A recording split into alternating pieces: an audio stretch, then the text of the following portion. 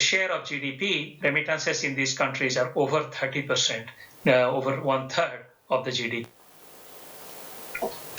In terms of challenges, migrants face exclusion, discrimination, xenophobic attacks. Irregular migrants are more likely to be exploited by traffickers and by employers as well. There are major malpractice issues with recruitment agencies and employers, unsafe and living conditions in foreign countries, and abuse and sometimes even death is likely to fall on migrants. So it's not always that migration is risk-free. In the origin countries, there is a need to support families left behind, and in many countries, especially smaller ones and the ones that are fragile countries, in those countries, there is the question of loss of skills when a lot of skilled people move away. In the destination countries, the most important challenge is job competition perceived or faced by native-born workers. And that has been a political issue, as we know. It's a very hot issue, politically speaking, and that has led to huge issues with anti-immigration policies or sentiments or attitudes. The bigger question there in many destination countries, of course, is the question of national identity that remains a major challenge for all of us in the policy circle to think about. The third key message of my presentation is that World Bank and international financial institutions, other IFIs and other multilateral development banks can support global efforts to encourage safe and regular migration and maximize benefits for sending and receiving countries. In the World Bank, with a mission of a world free of poverty, almost all activities that World Bank undertakes affects the drivers of migration or its effects on development, on countries of origin, or on the destination. That said, in terms of specific activities related to migration, there are 4 kinds of activities that the World Bank has done or is going to do. First is supporting safe and regular labor mobility. The second is supporting migration-related sustainable development goals. For example, the SDG 10.7.1 of reducing recruitment costs or increasing volume of remittances as a percent of GDP or reducing remittance costs. Or, for that matter, maximizing financing for development via diaspora bonds. The third and fourth line of activities are generating knowledge and supporting global partnerships.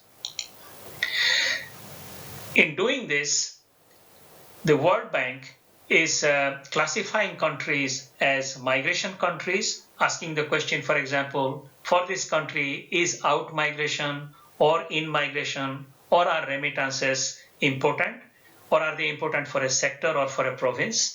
And if so, then its country engagement strategy is viewed through the migration lens. So that is the way World Bank is trying to approach migration and mainstream it in its country engagement. One issue, one of the SDG indicators, as I mentioned, indicator 10.7.1, is to reduce worker-paid recruitment costs. In many countries, for example, in this case, this particular chart shows an actual survey conducted by Nomad and ILO in the case of Pakistan, Pakistani migrants going to Saudi Arabia. This chart shows average monthly foreign earnings that these workers will earn as a share of the recruitment cost that these workers paid to get the visa, to get the job, as a percentage of the monthly earnings. And as you can see in this range, some of the lower income workers actually paid more than 2 years worth of income that they would earn as recruitment fees.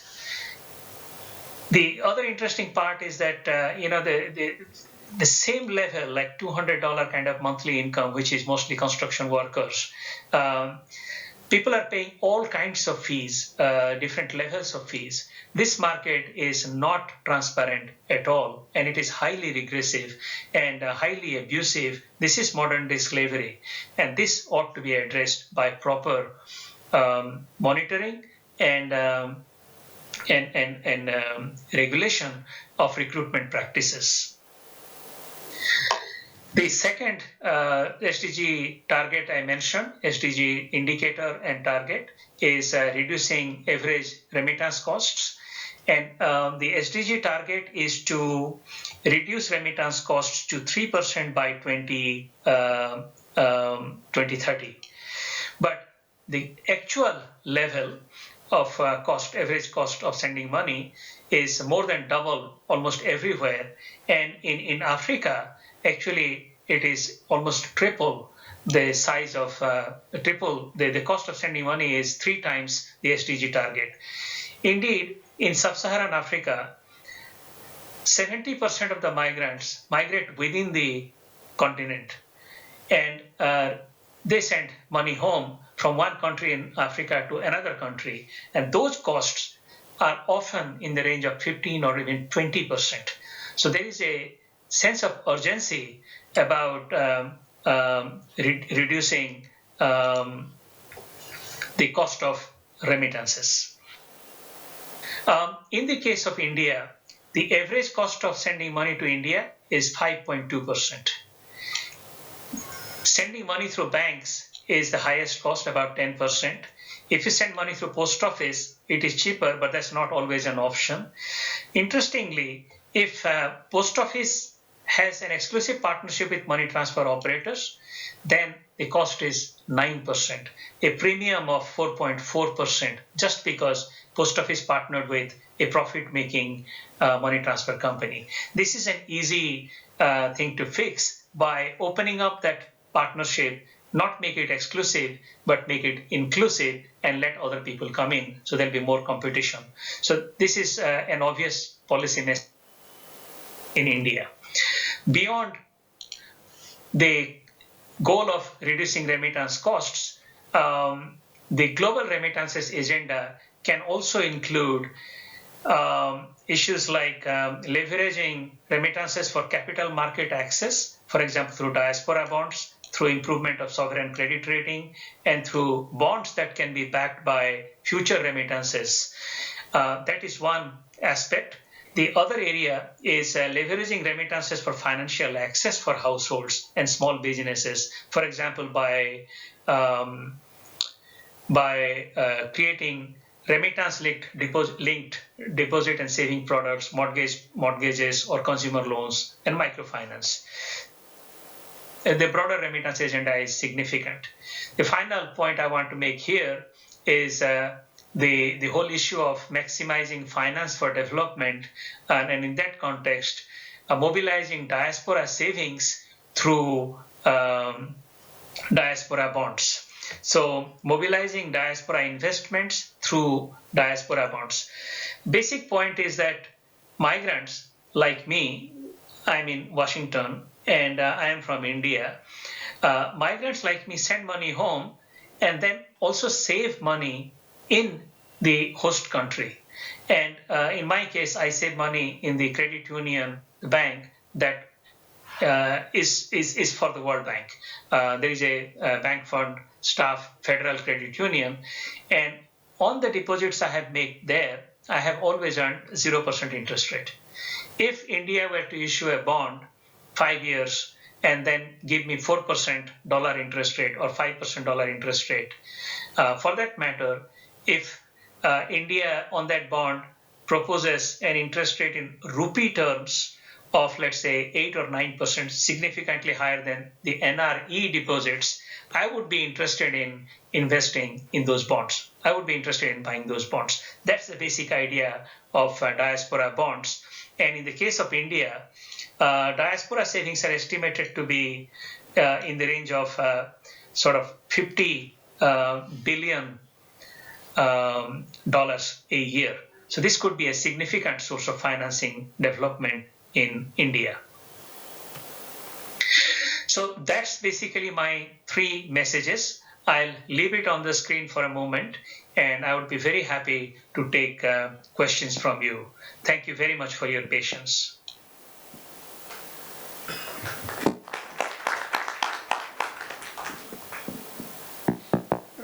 Dr. Rath, are you on the line? Can you hear us?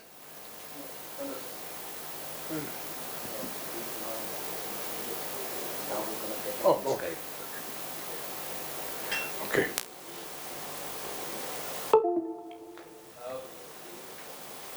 That was Dr. Ratha on a video recorded thing, and he wants to see all of you and say hello to all of you. So we're going to do a WhatsApp video call first, and then we're going to get him on Skype to do the Q&A session. So we're just going to call him on WhatsApp.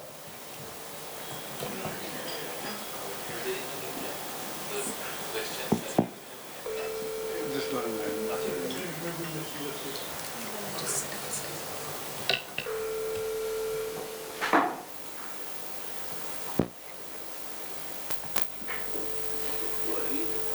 7 o'clock. Yeah. 7 o'clock morning.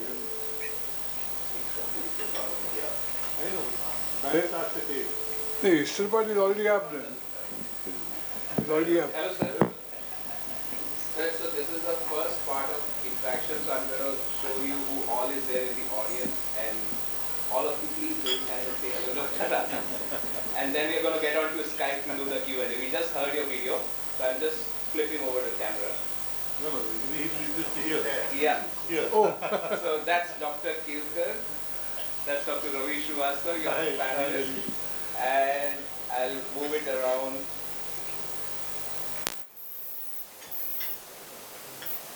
And then we have, so everyone is,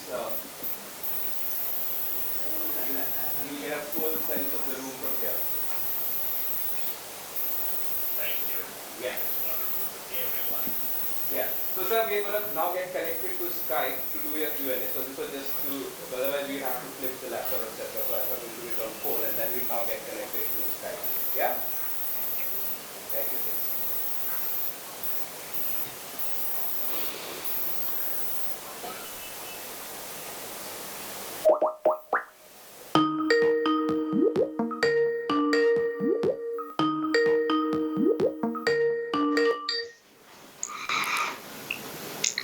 Hello. hello. Can you hear us? Good morning, Dr. Raj. Can you hear us? Yes, I can hear very well. Yeah, my name is Thank Vijay Kekar, and I want to thank you for taking this trouble. I know it's very early in the morning for you, but you gave a very extremely important lecture. So I'm going to request my colleagues to ask questions to you, if it's okay with you. Thank you.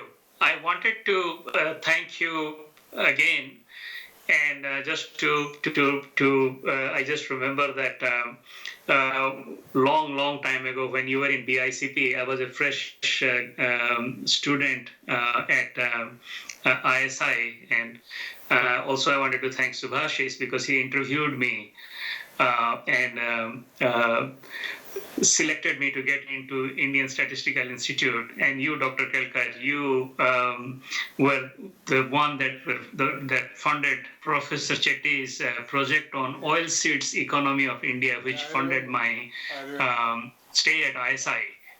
That was one of our best report actually, thanks to you and Dr. Chetty. Now first I'm going to request Dr. Ravi Srivastava if he has any observations or comments, and then we'll go around the table if there are any comments. No, Dilip, nice to hear you, but sorry that we weren't able to see you here. So my only question is that you did a lot of, your presentation gave us a lot of input on what we know as regular migration, but there are parts of the world where irregular migration is so high and the irregular migration industry is now a huge industry globally. Is Nomad also doing some work in integrating the regular migration, the impacts with what irregular migration is doing? Have we lost him? No. Yes. Shall I go ahead, or should we group a few questions? Yeah. I think maybe because we are on Skype, it may be just simpler for you to handle one question at a time. All right. So, And sir, have you switched off your video?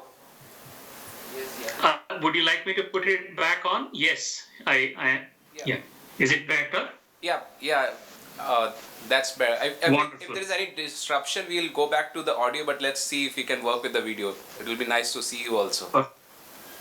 Great. Thank you. So I can see myself as well. So a bit awkward. I wanted to respond on the question of irregular migration. Nomad and World Bank and the global community, let's say the Global Compact on Migration, the Global Forum on Migration and Development, are looking into irregular migration. And of course, the difficulty of addressing irregularity is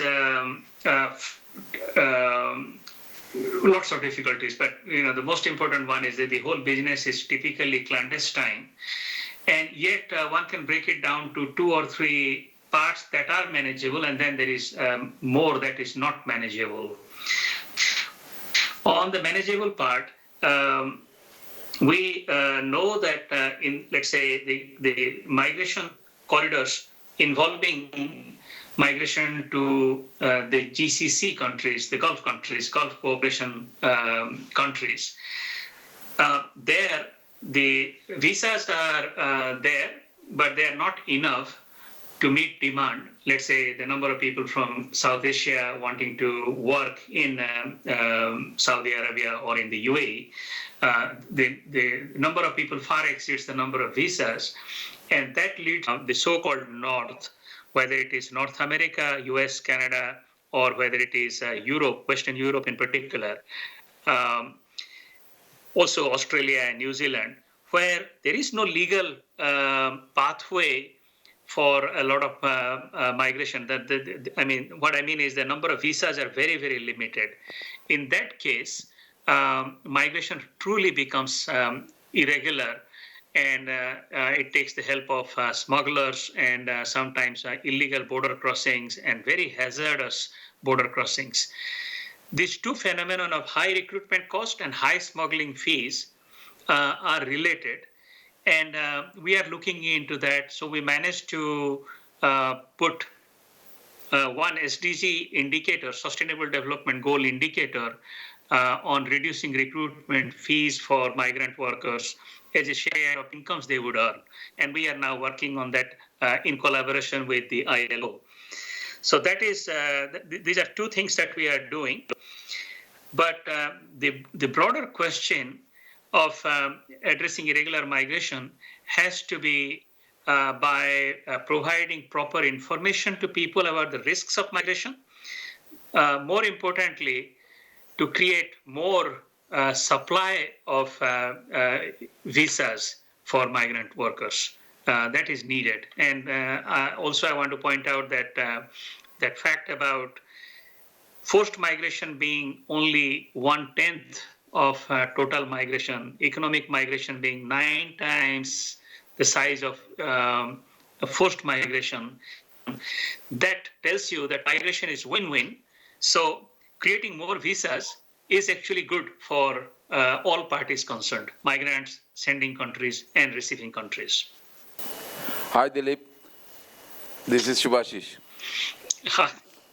Hi, Subhashish. It's wonderful to hear your voice. It's the same, I hope. Dilip, I have a question for you. You said that the South-South migration is actually ahead of the South-North migration, right? So the two questions are, one, how does this break up into south to the Middle East as opposed to south to the non-Middle East? Right? Because the Middle East does have a shortage of labor. They do take in workers. So how much is that? The second question I have is that if I look at south non-Middle East, south to the non-Middle Eastern south, as opposed to the south to north, then I would presume that the type of problems that are faced for what we would call permanent migration in these two countries, or these two sets of countries, would it be the same, or how is it different if they're different? Subhashish, the second question, if you could please repeat. I'm First saying one that, I got it. The second question. so suppose I go from India to migrate to Bangladesh, as opposed to I go from India and migrate to the US. Then as a migrant in Bangladesh or as a migrant in the US, would the problems I face or the challenges I face be different or the same? Wonderful. I got your questions, both excellent points.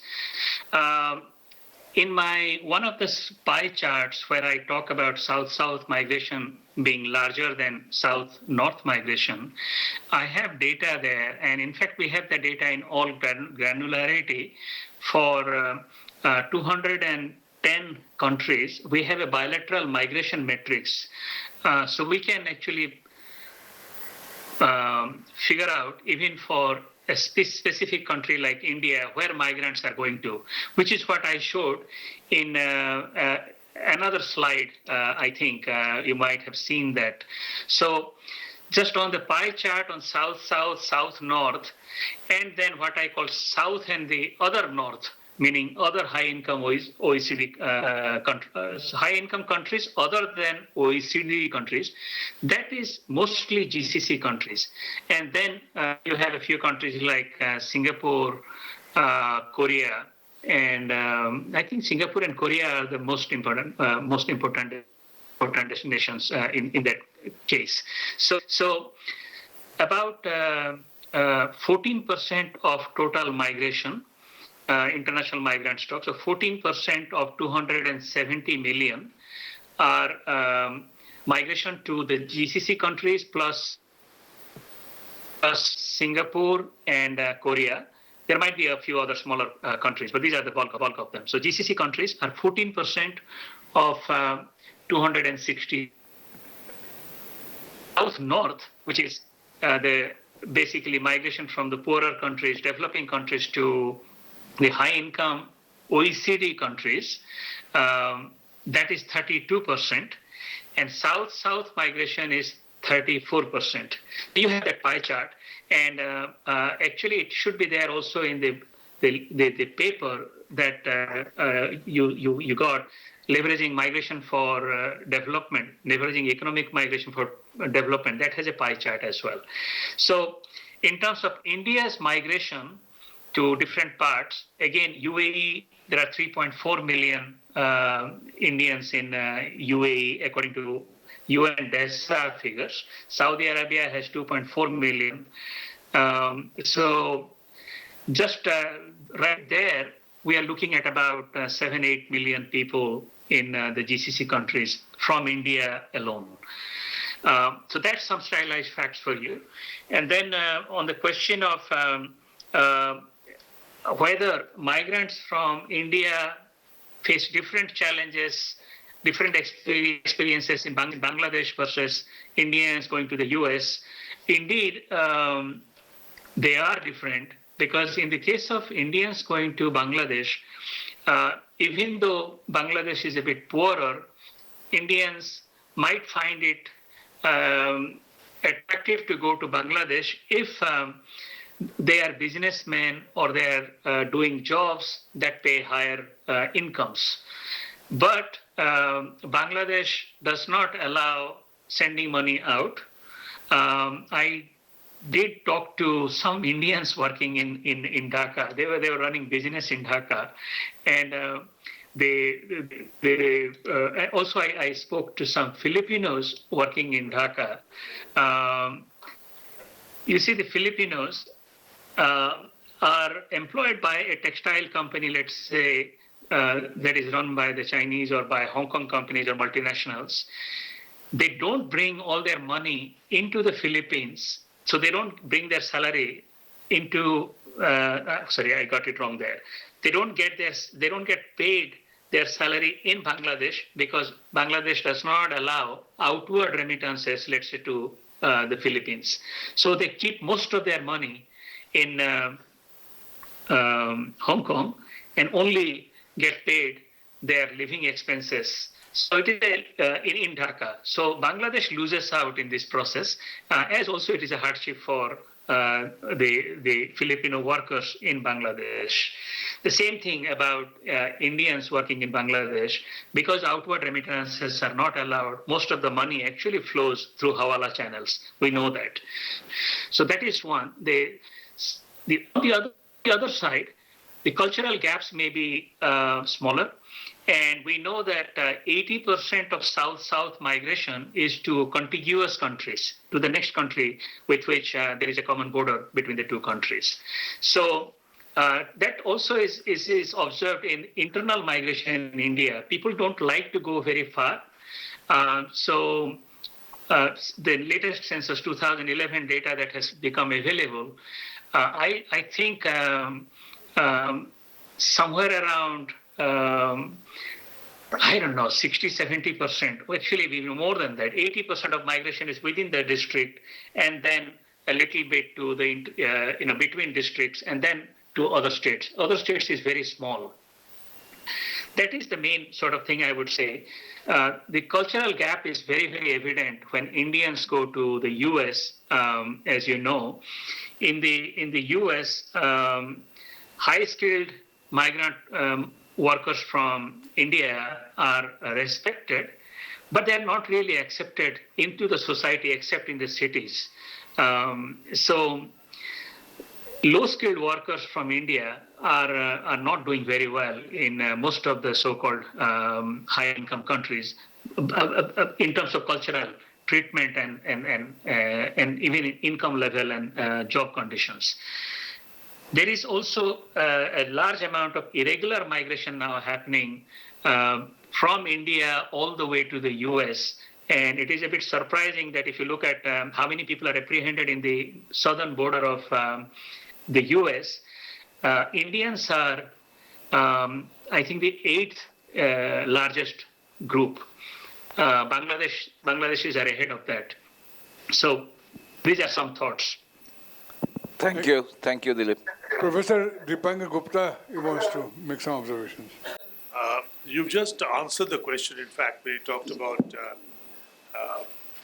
low-skilled workers and their reception in America. The question I was going to ask you was, is there a difference in the host country's perception of migrants depending upon the level of skills they possess? There's been anecdotal evidence on the reception that Indian migrants received in Canada versus America. But even more startling is the contemporary Brexit debate, in which I think we can even control for race and ethnic origin. Because much of the ire against migrants in Britain today is not centered against the recent Indian immigrants who happen to be well qualified, but against East European migrants. So do you see similar things in other parts of the world as well?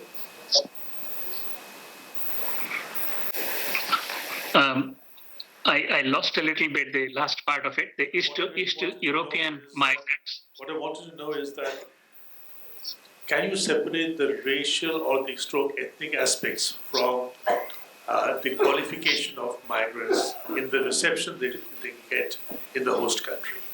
So in some cases you may have very qualified Indians, shall we say, and less qualified Europeans. So what kind of reception do these two groups get, or is it entirely dependent upon racial and ethnic origins? You are touching a point that is actually the most important challenge relating to migration management in the world right now. It is that question of national identity and impact on culture that immigration brings, especially in smaller countries. We know now about an hour ago, or maybe 2 hours ago, we know now that the Conservative Party has won in the UK, this is not as you know, not just a political thing. It is largely because of migration, and it is largely because of Polish migrants and Eastern Europeans migrants in the UK. That is what led to the backlash against migrant workers in general, and then to the whole phenomenon of unified labor market and labor mobility within the EU. That's why UK wanted to separate from the EU. This was, in the UK, it was not about the South Asian migrants, it was more about the Polish migrants. And that is surprising in some ways. But then you go to, let's say, the continental Europe, and I would say also in the other so-called countries in the north, countries in the so-called north, there is Islamophobia. And people are not talking about it openly, but it is more Islamophobia than it is color phobia. Of course, when you have Islam and black people, or Islam and brown people, non-white, it becomes even worse. So this issue is way beyond, it goes way beyond economics, and into some rather philosophical questions, in a very practical sense, if that makes any sense, of what is national identity, and can you have a country without national identity, and who does the land belong to? So two observations there. Canada is an interesting country where people say there is no integration problem. That is not true. There is integration problem, but less so than other parts of the world, other countries in the world. And Canada does not have national identity. That's what they say. So they say that their goal is to have a mosaic of cultures. So that seems to work, not to have upfront a national identity. The second observation is that when it is a smaller country and there is more interaction between migrant workers and native people, native-born people, then there is more friction. So in larger countries, the problem seems to be lower. UK, in my view, is a small country. So that then leads to an interesting question. Is there enough space for all the migrants in the world? And an interesting observation there, the land area of the United States alone is about 10 million square kilometers. That is about the same as the sum of land area of India, Pakistan, Afghanistan, Iran, Iraq, Saudi Arabia, and Turkey, and some other countries. So there is enough land in the world, but that problem of phobia, fear of other religions and people of other color is very much there. And I think to an extent, some of it is in the genes as well. And there is a debate to be had about whether, to what extent this sort of empathy towards strangers is genetic, and to what part it is behavioral. That debate hasn't happened yet. Sorry, I took too long to answer your question. Thank you. One more question, Professor Bhagat. You need to press this.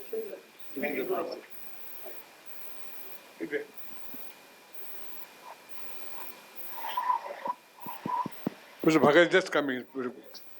Thank you, Dr. Rath, for very interesting presentation and observation. I'm R.B. Bhagat from International Institute for Population Sciences, Bombay. I'm curious to know about something that we are talking about inflow of remittances. But there are outflow of remittances also. A lot of Indian students now study abroad. Now parents are funding. There are bank loans are also taken. So is there some idea of net remittances? That is one question. The second question, I think, which is, it is from my own experience. I didn't find any literature on this, but what I see around, that many Indians or our children's going abroad, particularly United States or Europe, they become citizen. And these children are from the cohort of the parents who has either one or two, something like that. And on the end of the day, these parents are also rich, and then children become citizen of either America or any other country. But do you think any sort of wealth transfer taking place from India to the Western world on account of this? Hope I've been able to make the second question clear to you. Thank you. Thank you. I understood both the questions. The outward remittances from India are significant but not properly measured, and it is definitely much smaller than the inward remittances. 82 billion was a number that we have estimated as remittance inflows for this year, 2019. That number was calculated in October, so we might get a bit of a surprise, but usually our estimates come out to be very close to the final number. So 82 billion is the inward flows, and as you know, at that level, it is more than double the size of both FDI and ODA and perhaps portfolio flows. But outward remittances on account of payment of tuition for students, and also outward remittances for, there is outward remittances by migrants in India sending money to their own country. Those are not captured because India has significant controls on outward remittances other than to Nepal. Even for Nepal, a lot of money goes underground for no reason really, because of inefficiency of the banking system. So net remittances are significant, but I don't know what it is. It is much, okay, this is how I would put it. Inward remittances are better measured. Outward remittances are underestimated right now. So I think the true size of outward remittances is larger, a multiple of what the balance of payments data shows. Maybe it's $2-3 billion or something. I don't exactly recall the number, but we have the numbers. The other thing that I get from Indian government sources, other question I often get is profit remittances by multinationals. And that is a very different category in terms of economic impacts, economic drivers than personal remittances. So I wouldn't mix the two. It's just the word remittances is common, but really these are two different things altogether. Then the question of second generation effects, whether the second generation or sometimes what we call 1.5 generation, when the parents are still alive and then these children are growing up, and then some point the parents retire or die, and then the children become adults. So that becomes the second generation diaspora. The first category is 1.5 diaspora. So basically, there is the hypothesis of remittances decay. And what it says is that in the beginning, people send a lot of money home. If they have paid costs for either education or for recruitment fees or migration costs, or just to bring the family up to a certain level of living standard, remittances tend to be very high in the beginning as a share of income, but the income is low. Over time, income of the migrant increases exponentially, and the fraction that they send home decreases, but overall remittances increase. Then there is a point where migrants have stayed maybe 10 years or more abroad, and they have children, and they have brought the family along, and the roots, maybe when the family connection is dying or weakening back home, then remittances begin to fall. That is where the interaction might move towards more investments, like in NRI deposits or housing or some other sort of investment or stock markets, and charity. That's the other big thing that happens. With the second generation and sometimes third generation, it is mostly the philanthropic links that tend to persist. And there is new research showing more connection in the form of investments, lobbying, trade connections, entrepreneurship. So